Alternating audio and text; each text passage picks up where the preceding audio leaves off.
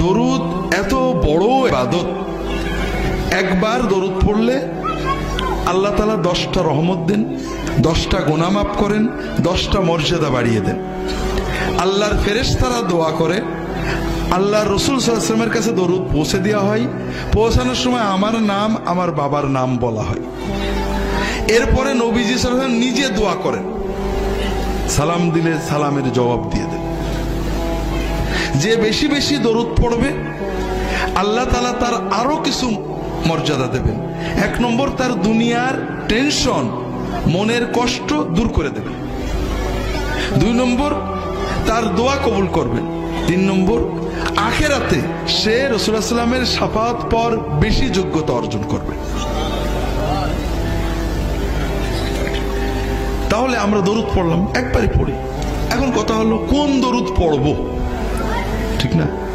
এটাও তো মুসলমানদের ঝগড়ার একটা বড় বিষয়।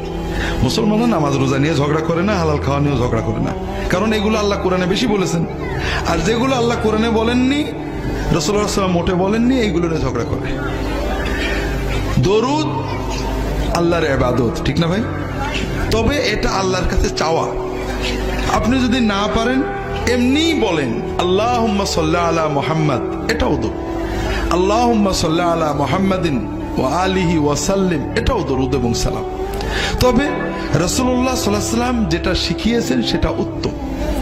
রাসূলুল্লাহ সাল্লাল্লাহু আলাইহি ওয়াসাল্লাম যেটা শিখিয়েছেন, আপনি যদি আল্লাহর কাছে নবীর, তার হাবিবের ভাষায় দরুদ পড়েন, দোয়া করেন, আল্লাহ বেশি খুশি হবে না? তাড়াতাড়ি কবুল হবে না? হ্যাঁ, এই জন্য রাসূলুল্লাহ সাল্লাল্লাহু আলাইহি ওয়াসাল্লাম আমাদেরকে দরুদ ইব্রাহিমে শিখিয়েছেন, নামাজে আমরা যেটা পড়ি। এছাড়াও ছোট ছোট দরুদ আছে, আমার রাহে বিলায়াতে অনেকগুলো দরুদের সুন্নত দরুদ আছে, পড়তে পারেন। যে কোনো দরুদ আপনি একবার পড়লেন, এখনো শেষ হয়নি, আপনি আল্লাহর জিকির করলেন আজানের সাথে, নবীর দরুদ পড়লেন। রাসূলুল্লাহ সাল্লাল্লাহু আলাইহি ওয়াসাল্লাম বলছেন, সুম্মা সাল্লু আলাইয়া, তোমরা আমার উপরে আজানের পরে দরুদ পড়বে। আমাদের দেশে নেই, বাংলাদেশের অনেক জায়গায় আছে। আজানের আগে দরুদ পড়ে, আবার আপত্তি করলে ঝগড়া করে, নবীর দরুদ পড়ো, তোমার কি? নবীজি বললেন আজানের আগে পড়তে না পরে পড়তে? পরে পড়তে। ভালো কাজ নবীজির নিয়মের বাইরে করলে কি ভালো থাকে? আপনি নামাজ শুরু করেন না, বিসমিল্লাহ বলা ভালো কাজ না খারাপ কাজ?